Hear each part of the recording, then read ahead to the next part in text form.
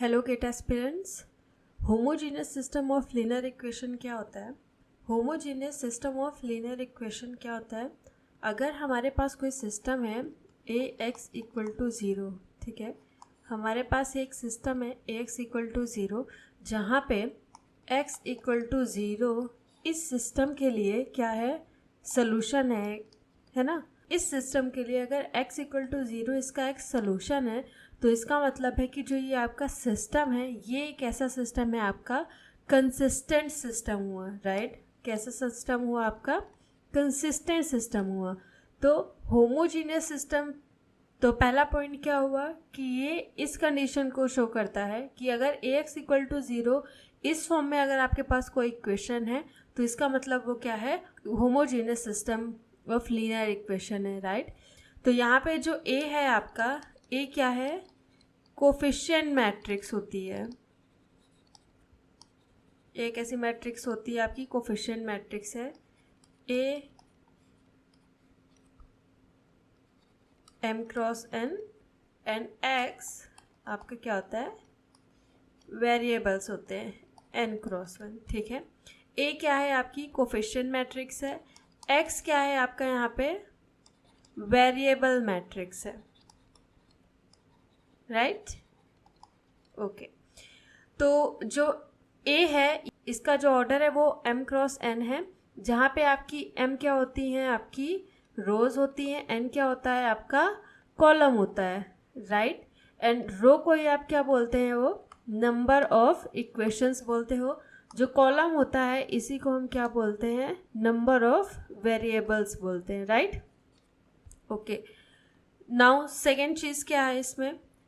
पहला जो homogeneous system है वो ए एक्स इक्वल टू ज़ीरो इस फॉर्म में रहता है। इस फॉर्म का सिस्टम आपको अगर मिलता है, इक्वेशंस मिलते हैं, तो आप समझ जाइए वो किस फॉर्म का है? होमोजेनियस इक्वेशन है, सिस्टम ऑफ लीनियर इक्वेशन है। दूसरी चीज़ कि ये सिस्टम आपका क्या रहता है? ऑलवेज कंसिस्टेंट रहता है, क्योंकि x इक्वल टू ज़ीरो इस सिस्टम का एक सोल्यूशन है। अगर एक भी सोल्यूशन है तो वो सिस्टम क्या होता है आपका? ऑलवेज कंसिस्टेंट होता है। अगर सोल्यूशन नहीं है तो इसका मतलब वो सिस्टम इनकंसिस्टेंट होता है। Like non homogeneous system of linear equation आपके दोनों होते हैं, कंसिस्टेंट और इनकंसिस्टेंट दोनों। बट जो होमोजीनियस है आपका वो कैसा सिस्टम होता है? ऑलवेज कंसिस्टेंट होता है, ठीक है।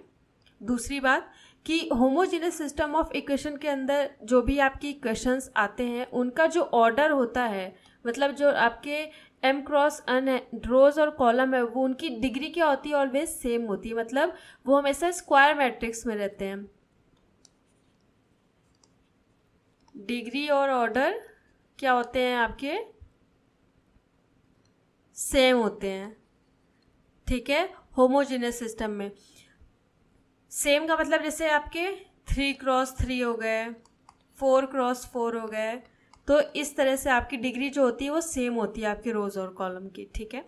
तीसरी चीज़ क्या है आपकी कि this system totally depends upon rank of matrix, ठीक है। ये आपकी मैट्रिक्स की रैंक पे डिपेंड होते हैं। ऑलवेज मैट्रिक्स की रैंक पे ही डिपेंड करेगा एंड देन रैंक पे ही आपके सॉल्यूशंस डिपेंड करते हैं होमोजीनियस के, ठीक है। कितने तरह के सॉल्यूशंस होते हैं होमोजीनियस सिस्टम के अंदर, यह हम अभी डिस्कस करेंगे। चौथा पॉइंट है यहाँ पे कि होमोजीनियस सिस्टम जो होता है यहाँ पे कभी भी आप ऑगमेंटेड मेथड का अप्लाई नहीं करते हैं। नॉन होमोजीनियस में हम ऑगमेंटेड मेथड का अप्लाई करते थे। सो यहाँ पे मैं लिख देती हूँ solve without using augmented method, ठीक है। यहाँ पे कोई भी ऑगमेंटेड मेथड अप्लाई नहीं होता है क्वेश्चन को सॉल्व करने के लिए, ठीक है। फिर पांचवी चीज़ क्या आती है? जो होमोजेनियस सिस्टम होते हैं यहाँ पे नो सॉल्यूशन आपका कभी भी पॉसिबल नहीं है। नो सॉल्यूशन नॉट पॉसिबल, ठीक है। ये कुछ चीज़ें हैं जो आपको याद रखनी है homogeneous system of linear equation के अंदर, ठीक है। नो सॉल्यूशन क्यों पॉसिबल नहीं है ये हम जान लेते हैं। तो होमोजीनियस के अंदर आपके दो तरीके के सॉल्यूशन एग्जिस्ट करते हैं। पहला है आप trivial solution, non trivial solution. Trivial को हम लोग ट्राइवल सोल्यूशन भी बोलते हैं, जैसा आप प्रोनाउंस करेंगे, ठीक है। तो ट्राइवल सोल्यूशन जो आपके होते हैं वहाँ पे आपकी रैंक की मैट्रिक्स किसके इक्वल होती है, नंबर ऑफ वेरिएबल्स के इक्वल होती है, ठीक है।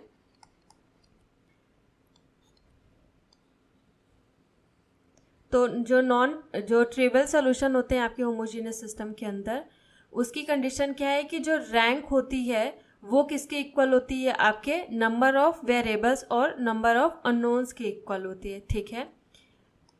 दूसरा चीज़, अगर रैंक हमारी इक्वल होगी, मतलब रैंक इक्वल होगी आपकी नंबर ऑफ वेरिएबल्स के, तो इसका मतलब क्या है, डिटर्मिनेंट भी आपका क्या होगा वहाँ पे, नॉट इक्वल टू 0 होगा। भाई देखिए, सपोज हमारे पास कोई मैट्रिक्स है, ठीक है, हमारे पास कोई ए मैट्रिक्स है, ठीक है, 3x3 की हमारे पास कोई एक मैट्रिक्स है, ठीक है। तो रैंक जो होगी इस सिस्टम की वो क्या होगी, नंबर ऑफ वेरिएबल्स के इक्वल होगी। तो number of variables, suppose 3x3 की मैट्रिक्स है, तो रैंक क्या आएगी यहाँ पे, 3 आएगी। तभी तो आपके नंबर ऑफ वेरिएबल्स क्या होंगे, यहाँ पे नंबर ऑफ वेरिएबल क्या होगा आपका, यहाँ पे 3 होगा, तभी तो ये दोनों एक दूसरे के इक्वल होंगे। तो अगर ये दोनों एक दूसरे के इक्वल हैं तो इसका मतलब है कि यहाँ पे एक भी आपकी जो रो है, एक भी जो आपकी रो है वो ज़ीरो नहीं होगी। ज़ीरो नहीं होगी मतलब एक भी यहाँ पे आपका लीनियर डिपेंडेंट रो नहीं होगी, राइट। डिपेंडेंट रो मतलब आपकी एक ज़ीरो रो होती है, जो यहाँ पे एक ज़ीरो रो बनती है, तो वो आपकी एक भी ज़ीरो रो नहीं होगी। एक भी जब ज़ीरो रो नहीं होगी गाइस, तो अगर आप इस मैट्रिक्स का डिटर्मिनेंट निकालेंगे तो डिटर्मिनेंट भी क्या होगा आपका, ज़ीरो के इक्वल नहीं होगा। तो इसीलिए मैंने यहाँ पे बताया कि ट्रिवियल सोल्यूशन जो होता है, ट्रिवियल सोल्यूशन के अंदर आपकी जो रैंक होती है वो नंबर ऑफ वेरिएबल्स के इक्वल होती है। तो जब नंबर ऑफ वेरिएबल्स के इक्वल हो रही है आपकी रैंक, तो इसका मतलब क्या है कि यहाँ का जो डिटर्मिनेंट है आपकी मैट्रिक्स का वो क्या होगा, नॉट इक्वल टू 0 होगा। तो नॉट इक्वल टू 0 होगा तो इसका मतलब ये कैसा सोल्यूशन है आपका, ट्राइवल सोल्यूशन है। नॉट एंड इसी को हम क्या बोलते हैं, यूनिक सोल्यूशन भी बोलते हैं। इस ट्राइवल सोल्यूशन को ही क्या बोलते हैं हम, यूनिक सोल्यूशन भी बोलते हैं। ओके गाइस, एंड अगर ये यूनिक सोल्यूशन आपको प्रोवाइड कर रहा है तो इसका मतलब ये सिस्टम कैसा है आपका, कंसिस्टेंट है। जैसा कि मैंने आपको बताया कि जो होमोजीनियस सिस्टम होते हैं वो हमेशा क्या होते हैं, कंसिस्टेंट है, ठीक है। ट्राइवल सोल्यूशन को ही ट्राइवल्स, अगर आपको क्वेश्चन में पूछ लेता है कि होमोजीनियस के अंदर कोई यूनिक सिस्टम दिया हुआ है या यूनिक सोल्यूशन क्वेश्चन आपको प्रोवाइड कर रहा है, तो आपको बिल्कुल कंफ्यूज नहीं होना है। यूनिक सिस्टम भी होमोजीनियस के अंदर एग्जिस्ट करता है। यूनिक सोल्यूशन को ही हम लोग क्या बोलते हैं, ट्रिवियल सोल्यूशन बोलते हैं। ओके गाइस, अब आते हैं नॉन ट्रिवियल सोल्यूशन क्या होता है। सो नॉन ट्रिवियल सोल्यूशन की कंडीशन क्या है, यहाँ पे जो रैंक होती है आपकी, यहाँ पे जो आपका सिस्टम है वो कैसा है, ax इक्वल टू क्या है, 0 है, राइट। ये आपको नहीं भूलना है। तो जो नॉन ट्रिवियल सोल्यूशन होते हैं उनकी रैंक क्या होती है, कम होती है, किससे, आपके नंबर ऑफ वेरिएबल से। नंबर ऑफ वेरिएबल्स और नंबर ऑफ अननोन से क्या होती है, कम होती है।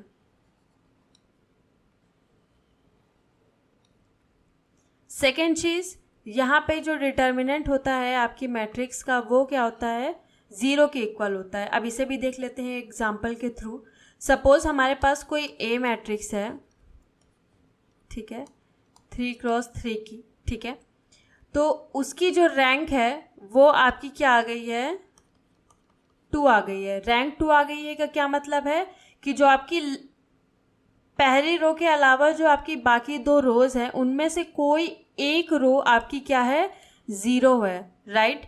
जब एक रो आपकी 0 होगी यानी ये कौन सी रो है आपकी, लीनियर डिपेंडेंट रो है, राइट। ये बाकी 2 आपकी कैसी है, यहाँ पे लीनियर इंडिपेंडेंट रोज हैं, राइट।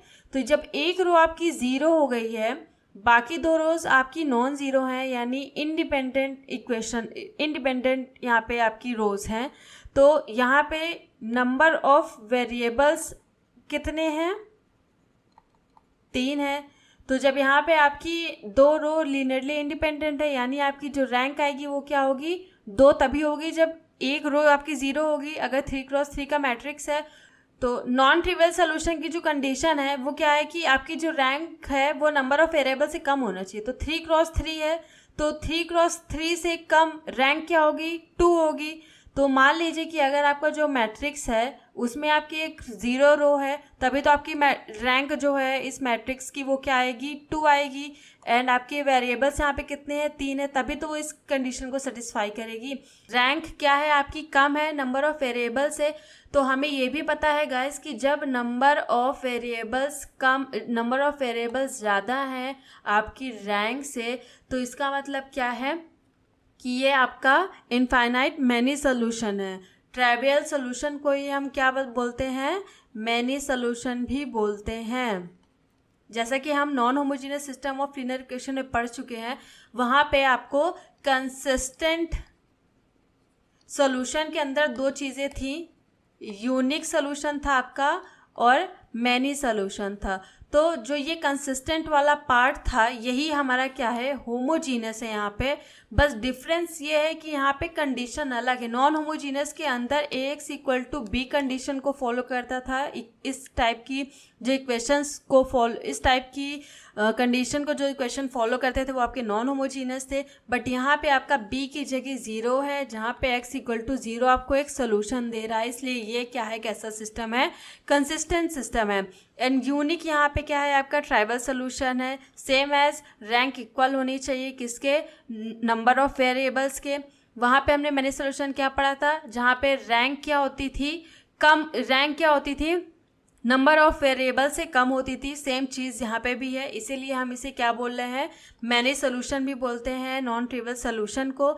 अगर यहाँ पे देखिए, अगर इस टाइप की मैट्रिक्स के अंदर जहाँ पे रैंक ज़्यादा है, जहाँ पे आपकी रैंक कम है आपके नंबर ऑफ वेरिएबल से, तो वहाँ का अगर आप डिटर्मिनेंट निकालेंगे तो 0 नहीं आएगा, बिल्कुल आएगा, क्योंकि एक रो आपकी 0 है। 3x3 का एक मैट्रिक्स है जिसका एक रो आपकी पूरी की पूरी 0 है, तो इसका अगर आप डिटर्मिनेंट निकालेंगे तो डिटर्मिनेंट उसका 0 नहीं आएगा, बिल्कुल 0 आएगा। अरे देखिए ना, सपोज 1 1 2 3 4 5, एक रो आपकी इस टाइप से बिल्कुल 0 है, इसका डिटर्मिनेंट निकालोगे आप तो पहले के लिए देखिए ये आपका पूरा 0 हो गया, -1 अगेन इसके लिए निकालोगे तो देखिए ये भी आपका 0 हो गया। एंड अगेन 2 के लिए निकालेंगे तो ये भी 0 होगा। तो ये पूरी की ये आपका डिटरमिनेंट जो आ रहा है यहाँ पे वो आपका 0 नहीं आ गया, बिल्कुल 0 आ गया। तो इसका मतलब है कि डिटर्मिनेंट भी क्या होगा, नॉन ट्रिवियल का ऑलवेज क्या होगा, 0 होगा। यहाँ पे जो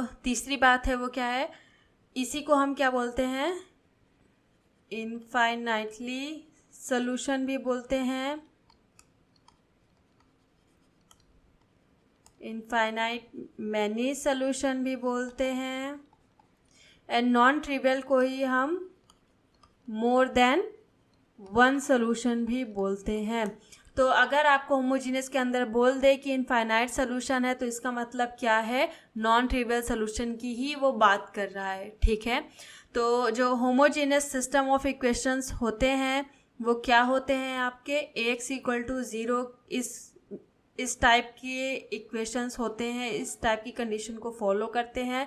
होमोजीनियस के अंदर आपके 2 तरीके के सोल्यूशन आते हैं, पहला आपका ट्रिवियल सोल्यूशन आता है, दूसरा आपका नॉन ट्रिवियल सोल्यूशन आता है। जो ट्रिवियल सोल्यूशन होता है उसी को हम यूनिक सोल्यूशन भी बोलते हैं, एंड जो नॉन ट्राइवल सोल्यूशन होता है उसे हम इनफाइनाइट सोल्यूशन भी बोलते हैं और मैनी सोल्यूशन भी बोलते हैं। जो ट्रिवियल सोल्यूशन होते हैं उनकी जो रैंक होती है वो आपके नंबर ऑफ वेरिएबल्स के इक्वल होती है, और इनका जो डिटर्मिनेंट होता है वो कभी भी 0 नहीं होगा, मतलब नॉट इक्वल टू 0 होता है। एंड ये सिस्टम आपका ऑलवेज कैसा होता है, कंसिस्टेंट होता है।